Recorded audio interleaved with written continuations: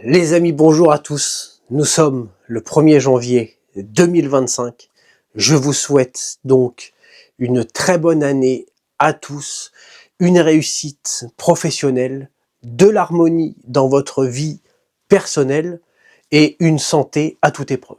Quant à ces trois trucs-là, normalement, t'es bien. Pour cette première vidéo de l'année 2025, je voulais commencer directement sur les chapeaux de roue en vous donnant une méthode qui va vous permettre de commencer à investir sans rien, à partir de zéro, et qui, en plus de vous permettre d'investir, va vous donner des effets bénéfiques dans votre vie de tous les jours. Alors, la promesse est importante. Je vais te demander de suivre cette vidéo jusqu'à la fin et tu verras que la promesse va être tenue. Alors, en plus, on est le 1er janvier. Alors, souvent, c'est le moment où on prend des résolutions, souvent par rapport à des trucs qu'on a foirés l'année dernière. On se dit, bon, voilà, cette année, je vais me raser la barbe, je vais commencer à faire du sport, et je sais que probablement nombreux seront les gens qui vont se dire, voilà, j'aimerais bien commencer à investir. Peu importe dans quoi est-ce que tu comptes investir, ça ne sera pas le sujet de cette vidéo. Ça peut être des pièces en argent, des métaux précieux, des pièces d'or, des cartes Pokémon, du Bitcoin, de l'immobilier tokenisé, on va en parler un petit peu. L'investissement, c'est assez agréable, voire même facile, une fois que tu as investi de manière assez violente. Si je te donne un exemple, on va prendre Realty. Alors j'avais fait une vidéo dessus, je vais pas réexpliquer en détail, mais pour faire simple, Realty, c'est une plateforme où tu peux acheter de l'immobilier fractionné.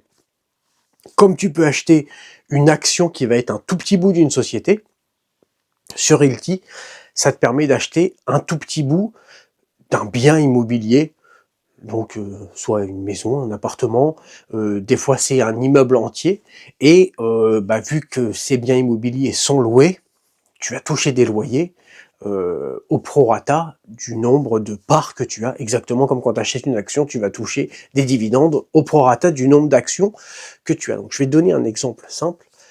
Avec l'argent que j'ai investi dans Realty aujourd'hui, je touche à peu près 72 $ par semaine, ce qui fait quasiment 300 $ par mois. Avec ces 300 $, qu'est-ce que je fais? Je rachète des tokens, ce qui fait que le mois d'après, je vais toucher encore plus, etc., etc. Par contre, pour commencer, je conçois que c'est assez compliqué. Je vais te donner un exemple. Si tu commences sur Realty, voilà, on est sur des rendements de entre 9 et 10% par an, donc ce qui est très bon dans l'immobilier, surtout en plus quand tu passes via cette plateforme, tu n'as pas besoin de t'en occuper. Ils ont des gens qui gèrent les arrivées, les sorties des locataires, etc. Mais imaginons que tu commences sur Realty, tu as 500 €. Si tu achètes 10 tokens d'un appartement, tu vas donc toucher entre 9 et 10%, ce qui va te faire à peu près 50 $ par an. Soit, grosso modo, 4 $ par mois. Et donc, nous, sur Realty, on touche les loyers toutes les semaines. Ça fait 1 $ par semaine. C'est-à-dire que tu as trimé pendant je sais pas combien de temps. Tu as 500 $. Je sais pas, ça doit faire peut-être 450 €. Bon, bref, 500 €, on va dire. Tu les investis et tu récupères 1 $ par semaine. Et c'est assez ingrat au début, l'investissement. Le truc, c'est que forcément, avec cet effet boule de neige, plus tu investis et plus après ça devient facile et ça devient agréable, et à terme, tu fais des blindes comme ça sans rien faire. Mais au début, c'est extrêmement compliqué.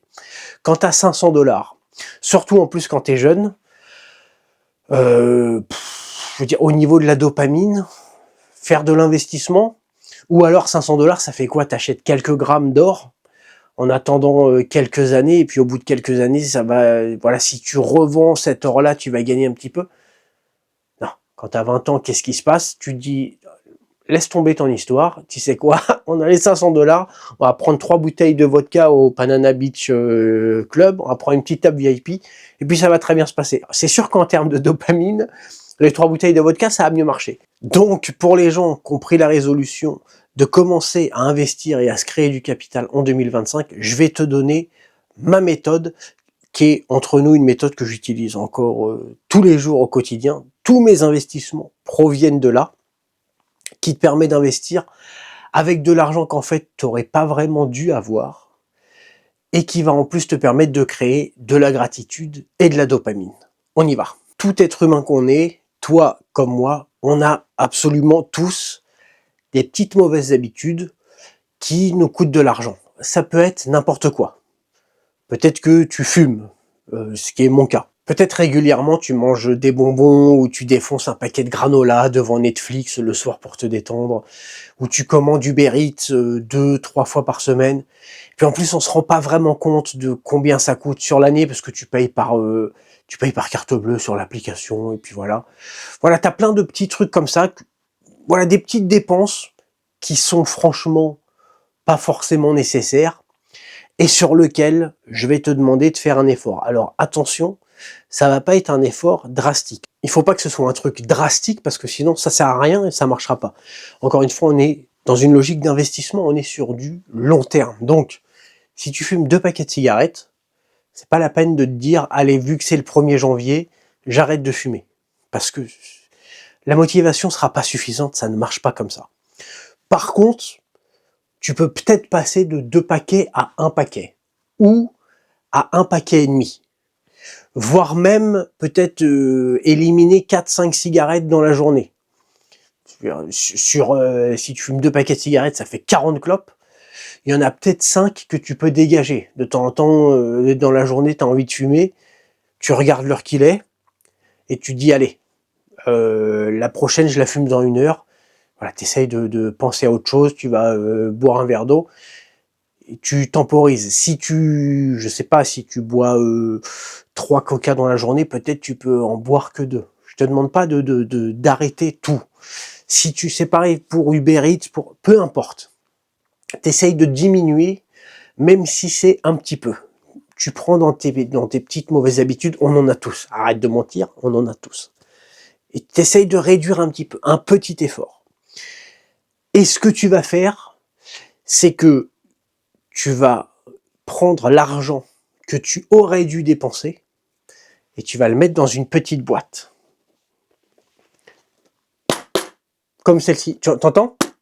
Déjà, juste de faire ça, ça génère un petit peu de dopamine. On va en parler. Par exemple, tu sais qu'en temps normal, là, t'aurais commandé un Uber Eats, mais en fait, voilà, tu t'es fait un plat de spaghettis, tu t'es fait un petit riz au curry, peu importe, ça t'a coûté 4 balles, 4 ou 5 euros. Le Uber Eats, ça te coûte, allez, je sais pas, 15 euros probablement en France, grosso modo. Bon, bah voilà, t'as économisé 10 euros. Ce que tu vas faire, c'est que tu mets 10 euros dans une boîte. Pour tous ces efforts. Si tu fumes 2 paquets de cigarettes, voilà, t'arrives sur une journée à faire des efforts et à fumer que 1 paquet et demi, c'est déjà ça. Bon, bah déjà, tu vas avoir un effet bénéfique sur ta santé. Et puis en plus, bah, tous les 4 jours, tu peux mettre le prix d'un paquet de cigarettes dans cette boîte. Et ce qui va se passer, c'est qu'au bout, c'est vraiment un truc que j'utilise, hein. Je suis pas en train de te raconter des conneries. On est le 1er janvier, je me livre. Voilà. Ce qui va se passer, c'est que tu vas arriver au bout de quelques mois. Alors oui, bon, ça paraît impressionnant. C'est des billets de 1000 yens, hein, donc c'est comme si tu avais des billets de 5 euros, quoi, grosso modo. Et puis t'as plein de petites pièces. C'est des pièces de 100 yens, voilà, c'est quelques dizaines de centimes d'euros. Et là, je sais pas, il doit y avoir peut-être l'équivalent de 5 ou 600 euros. C'est-à-dire qu'en fait, si tu as un billet de 500, tu as l'équivalent de tout ce que j'ai là. Mais peu importe. L'important, c'est de voir cette boîte grossir. On va s'arrêter quand même là-dessus 2 minutes parce que c'est important. On va prendre les billets, voilà. Donc comme je t'ai dit, c'est des billets de 1000 yens. T'imagines que tout cet argent-là, il n'y a que des billets de 1000 yens, tu vois, il n'y a pas autre chose, puisque moi c'est ce que je fais chaque fois que j'ai aussi pris l'habitude de commander sur Uber Eats. Avec l'année dernière, sur ma dernière vidéo du 30 décembre, voilà, un peu de stress aussi avec les impôts, etc. J'étais monté à 2 paquets de clopes. Alors moi, je fume des cigarettes électroniques, mais enfin, et puis au Japon, c'est beaucoup moins cher qu'en France, hein. On paye le paquet de cigarettes, on est à 580 yens, moi je paye. Donc ça fait quoi, 4 euros. Mais peu importe. Même si c'est des petites dépenses, même si c'est ce qu'on appelle des économies de bout de chandelle, on s'en fout. Faire des économies de bout de chandelle quand ça te concerne uniquement toi, c'est pas grave. C'est quand ça concerne les autres, c'est là qu'il faut pas être économe et qu'il faut faire plaisir. On a passé les périodes de Noël et tout. Voilà, c'est là qu'il faut assurer et il faut faire plaisir à ta femme, à tes amis, à, à tes parents, à tes frères et sœurs. Mais quand il s'agit de toi, non, là il faut faire des efforts et faire des économies de bout de chandelle. Là c'est pas un problème. Donc le moindre euro sur lequel tu as fait un effort et que tu l'as pas dépensé, tu le mets de côté. Ce qui va se passer, c'est que déjà tu vas générer de la dopamine juste en voyant l'argent à l'intérieur de cette boîte monter. Je sais pas si tu imagines. Là, alors moi c'est difficile parce que ce sera dans la deuxième partie, enfin dans la suite de la vidéo, c'est qu'ensuite quand j'investis, je retire de l'argent qu'il y a dans ma box, je vais t'en parler un petit peu après. Mais en tout cas, en l'état, je sais pas si t'imagines, tout ça, c'est de l'argent qui, selon mon train de vie d'avant, enfin en tout cas de mes mauvaises habitudes d'avant, c'est de l'argent que je ne devrais plus avoir. C'est de l'argent qui doit partir, normalement, qui aurait dû partir dans des burgers, dans des clopes, dans peu importe, dans des canettes de coca. Donc, ça va générer deux choses très importantes. La première, c'est que tu vas pas acheter ta bouteille de vodka, mais par contre, tu vas générer de la dopamine. C'est un truc psychologique humain à la con. C'est que juste en mettant de l'argent là-dedans, les premiers billets, ça va pas changer grand-chose. Par contre, quand tu vas commencer à avoir une tonne de billets, tu vas générer de la dopamine chaque fois que tu ouvres la boîte. C'est pour ça que je remplace pas ces billets-là par des billets de 10 000 yens. Parce que je pourrais tout à fait compter et me dire, bon allez, genre 50 000 yens, ça fait ça, et je change et je mets juste des billets de 10 000 yens. Non, alors toi t'es en euros, accumule les billets de 5 euros, c'est pas un problème. Ne change pas, ne mets pas de billets de 20 ou de 50. Chaque fois tu mets des pièces de 1, tu mets des pièces de 2. Allez, aujourd'hui, j'ai pas fumé 5 clopes et puis je buvais 3 canettes de coca, j'en ai bu que une aujourd'hui. Ça fait 6 euros. Mets des pièces. Et tu vas voir cette boîte monter. Ce qui fait que ça va te générer du plaisir. À tel point que tu vas arriver à un moment donné où tu vas te dire, ah tiens, j'aimerais bien commander Uber Eats. Et en fait, tu dis, ouais, mais si je commande Uber Eats, je peux pas mettre 10 balles dans la boîte. Et le plaisir de mettre 10 euros dans la boîte sera peut-être pas le même que de manger du gras, bien sûr. Mais ça va commencer à jouer. Le deuxième effet extrêmement bénéfique de ça, c'est que l'argent qui est dans cette boîte, c'est quasiment plus vraiment ton argent. Parce que c'est de l'argent que tu devrais pas avoir normalement. Normalement, c'est de l'argent qui aurait dû partir dans des burgers ou dans des clopes. Mais sauf que si on compte une semaine, 2 semaines, 3 semaines après, tu t'en fous de pas avoir mangé ton burger ou de pas avoir fumé 5 clopes il y a 2 semaines. Donc cet argent-là, c'est quasiment de l'argent en plus. C'est pas de l'argent que tu as gagné du loto, mais enfin presque. En tout cas, c'est absolument pas le même argent que l'argent que tu reçois de ton salaire après avoir trimé pendant un mois. C'est de l'argent que normalement tu aurais dû dépenser. Donc le fait de ne pas générer de gratitude ou de dopamine avec cet argent, c'est beaucoup moins grave, c'est beaucoup moins pesant pour ton cerveau. Sachant qu'en plus de ça, il a déjà généré un peu de dopamine, puisque chaque fois que tu mets de l'argent dans la boîte, ça te fait un petit peu plaisir. Donc en fait, d'investir cet argent, tu vas voir que ça va être beaucoup plus simple que de prendre de l'argent qu'il y a sur ton compte. Et ensuite, ça va être à toi de trouver dans quoi est-ce que tu veux investir cet argent qui est quasiment de l'argent supplémentaire. Peut-être que tu veux l'investir dans de l'immobilier tokenisé, dans des pièces d'or, des pièces d'argent, peut-être que ce soit des cartes Pokémon, des cartes de sport, des crypto-monnaies, du Bitcoin. Je me suis mis un petit peu au Bitcoin, là. Bon, je mets un petit peu toutes les semaines, quelques dizaines d'euros toutes les semaines. Voilà, et commencer à te créer ton patrimoine. Alors ça peut être bien sûr des actions de sociétés que t'aimes. Je sais rien, ce que tu veux. Tu peux acheter des actions d'Apple, de Google, de L'Oréal, de Air Liquide, de Nvidia. Bon, peu importe, des choses dans lesquelles tu as un intérêt. Tu vas voir que cette méthode, c'est extrêmement puissant, puisque ça permet de générer de la dopamine et de la gratitude malgré l'investissement. Parce que c'est le problème de l'investissement. c'est que ça génère aucune dopamine, aucun plaisir, aucune satisfaction. En début de vidéo, je t'ai dit que cette méthode marchait, peu importe ton niveau de revenu. Alors, il est clair que pour les revenus modestes, forcément ça marche. Tu vas faire des petites économies qui vont te permettre de remplir ta boîte petit à petit, de dizaines de centimes d'euros, j'économise une canette, j'économise quelques clopes, etc. Il reste un petit bémol, c'est pour les revenus un petit peu plus importants. Si tu gagnes 5 ou 10 000 euros par mois, c'était la promesse que je t'ai fait dans ce début de vidéo, c'est de te dire que ça marche sur tous les niveaux de revenus. Mais effectivement, oui, si tu es à 10K par mois, je comprends que tu me dises, Romain, la promesse, elle n'est pas tenue. Voilà. Moi, je prends 10 000 boules par mois.